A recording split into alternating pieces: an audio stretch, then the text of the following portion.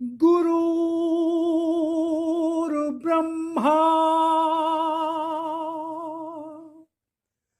गुरुर्विष्णु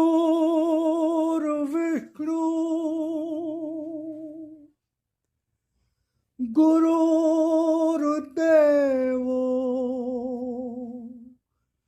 महेश्वरा गुरुर्साक्षात् परब्रह्म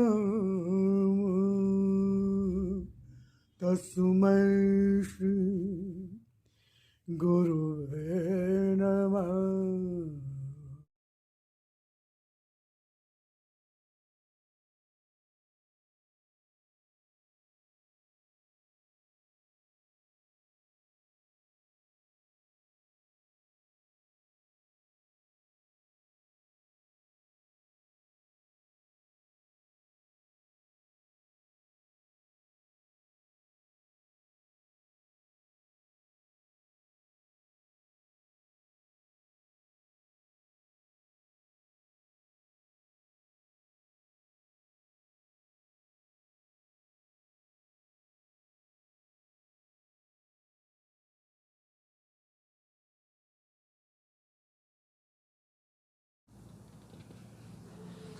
ओम शिवारी, नमस्कार।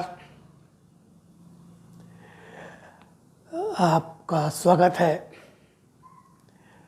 मैं ईश्वर प्रणा से एक नई श्रृंखला का शुभारंभ करने जा रहा हूँ। भगवान की वाणी आदेश है ईश्वर का के खंड का आदेश है ईश्वर के नाम से जो वाणी के खंड हैं उनका मैं वाचन करूँगा, क्योंकि आदेश है ईश्वर का भक्त के लिए। तो ये जो मैं सीरीज़ बना रहा हूँ या जो वाणी खंड के बारे में जो ज्ञान देता हूँ, वाणी का ज्ञान, प्रभु का ज्ञान जो आप तक पहुंचाने का कार्य करता हूं, ये मूलतः उन्हीं के लिए है जो भक्ति करना चाहते हैं और सच्चे अर्थों में भक्ति करना चाहते हैं, भगवान को पाना चाहते हैं, जिनका एकमात्र उद्देश्य, एकमात्र लक्ष्य भगवत प्राप्ति है। और भगवान को प्राप्त करने का सबसे सरल और सुगम रास्ता है भक्ति मार्ग। ज्ञान मार्ग भी है, कर्म मार्ग भी है, लेकिन भक्ति मार्ग सबसे सरल रास्ता है, क्योंकि भक्ति मार्ग में चलने वाला जो भी साधक होता है उसकी उंगली भगवान पकड़ कर चलते हैं। भक्त में अपनी कोई क्षमता नहीं होती, कोई सामर्थ्य नहीं होती, उसमें कोई अहंकार नहीं होता, कोई वो नहीं होता। वो सब कुछ भगवान को समर्पित कर देता, पूर्ण समर्पण, पूर्ण स्वीकार। तो उसका पूरा दायित्व तो भगवान अपने ऊपर ले लेते हैं और वो भगवान के पीछे पीछे उनका आदेश पालन करते हुए, बिना कोई कुछ भी सोचे विचारे, बिना अपने दिमाग, अपनी बुद्धि लगाए, बिना लाभ हानि का विचार किए, पूर्ण विश्वास के साथ में, पूर्ण समर्पण स्वीकार के साथ में कि भगवान का जो भी आदेश है उसका हमें पूर्ण रूप से पालन करना है। तो इसी अनुक्रम में इस श्रृंखला को भक्त और भगवान, इस श्रृंखला का नाम होगा भक्त और भगवान, जिसका शुभारंभ मैं आज से कर रहा हूँ। अध्याय 1 आदेश है ईश्वर का, भाग 1 का अध्याय 1 से मैं इसका शुभारंभ कर रहा हूँ। तो आप इसको सुनेंगे। ओम शिवाय।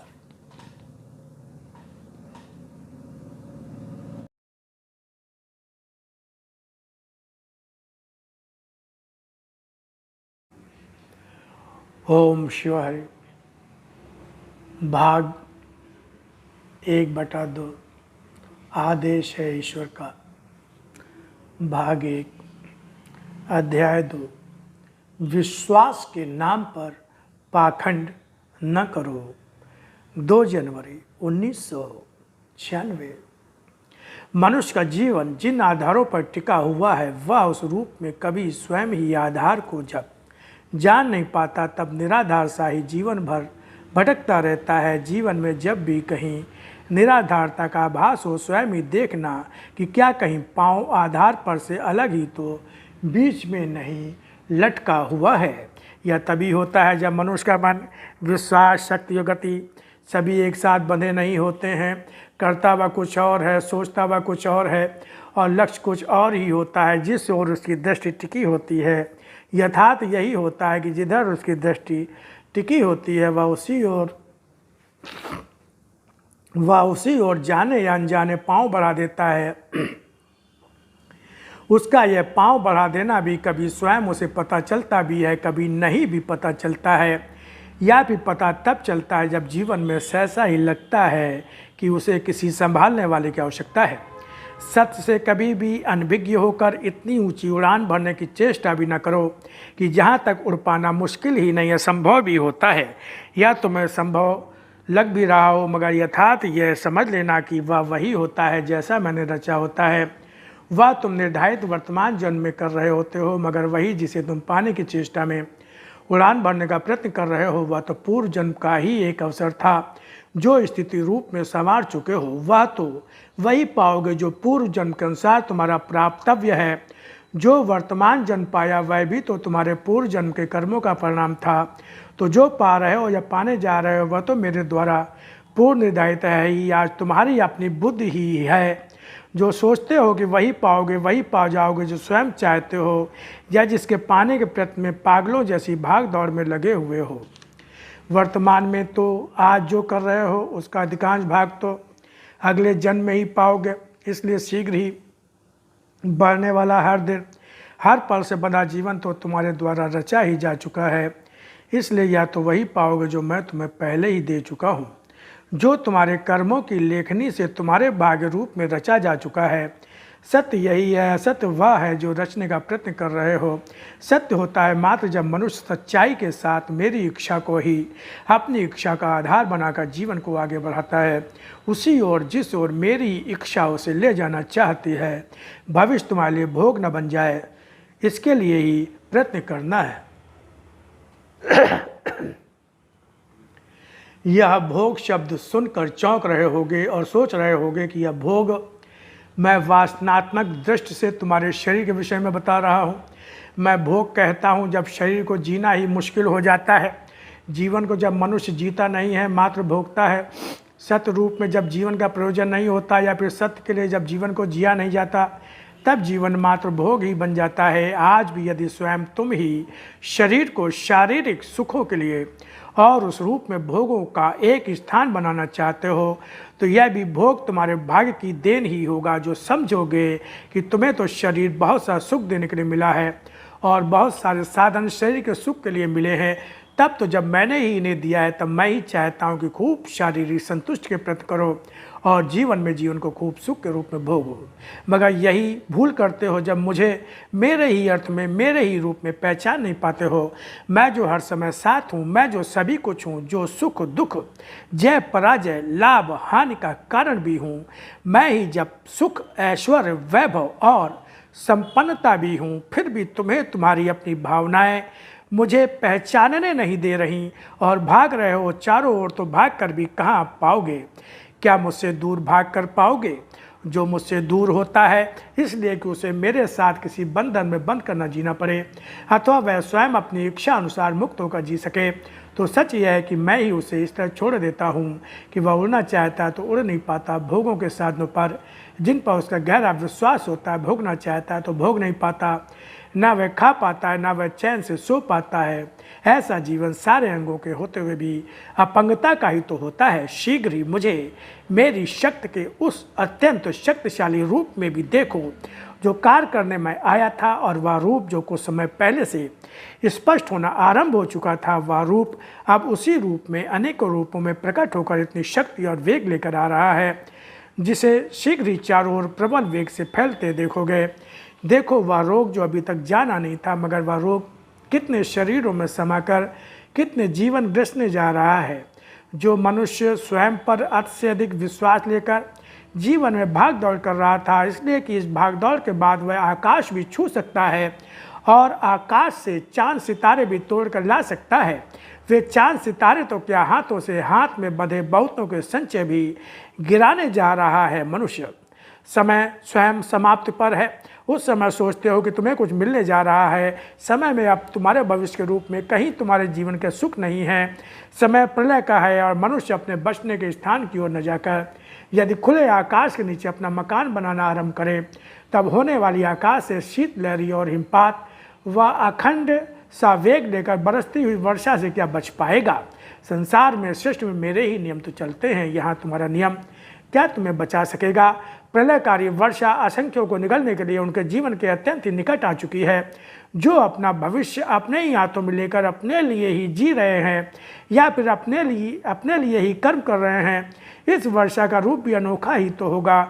जब जैसे जीवन को ही जमा देने वाला, इस वर्षा का रूप भी अनोखा ही तो होगा जैसे जीवन को ही जमा देने वाला धरती और आकाश के बीच हिमपात की भयंकर वर्षा में जमते जीवन को कौन बचा सकेगा। ये तो रूप है मेरे काल रूप के, जो अब जीवन से अधिक काल रूप में प्रत्यक्ष हो रहा है।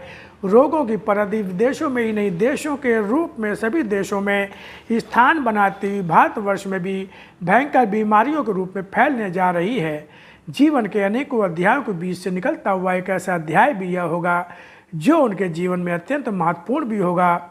जो विश्वास के नाक पर पाखंड करते हैं, जो विश्वास देकर विश्वास की बेड़ी तोड़कर भाग निकलना चाहते हैं, वे जो मुझे ही भूलकर मुझसे ही पाए सुखों की छाया में मौज मस्ती की निद्रा में सो रहे हैं, उन्हें उनके जीवन में अर्जित किया जाता हुआ जीवन स्वयं ही अभिशाप जैसा लगेगा। जो अहंकार के गर्त में गिर जाता है वह अपने ही जीवन पर कुल्हाड़ी जैसा आक्रमण स्वयं ही करता है। सारे संसार में अत्यंत ही भयंकर स्थितियों को आते देखो और मेरी भक्त के आनंद में मग्न उन्हें देखो, जिन्हें केवल इच्छा होगी स्वयं को मेरे चरणों में समर्पित कर देने की, जो कर्म कर रहे हैं और प्रगतिशील हैं।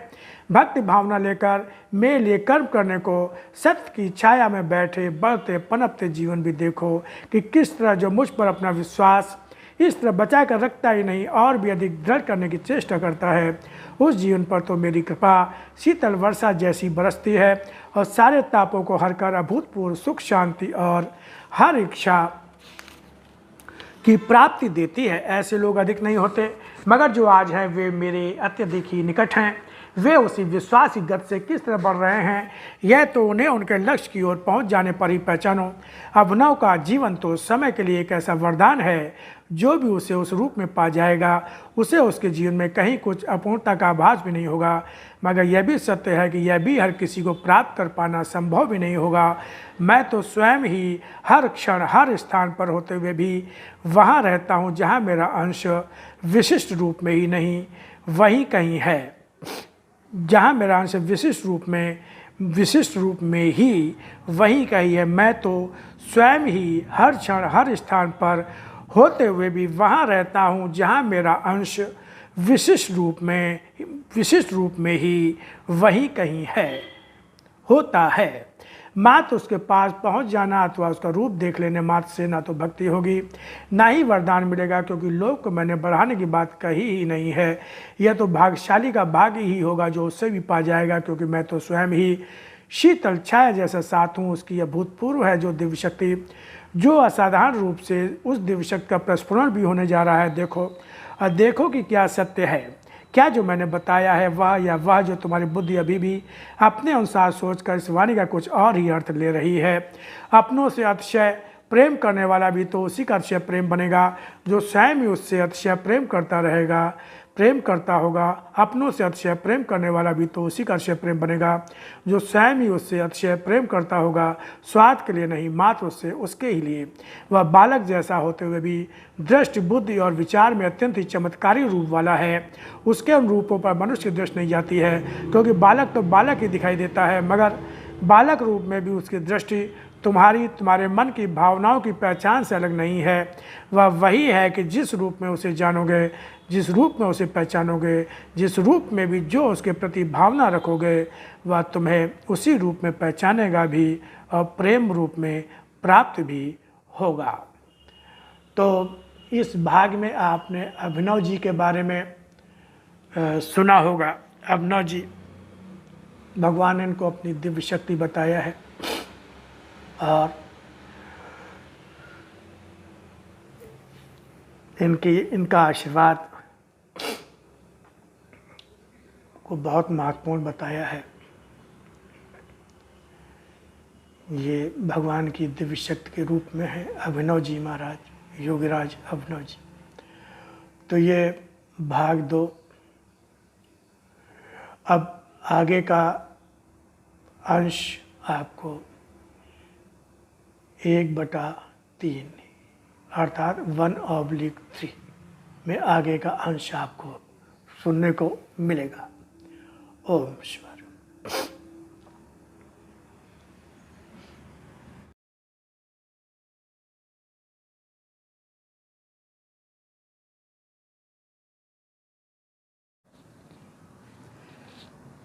तो आपने अभी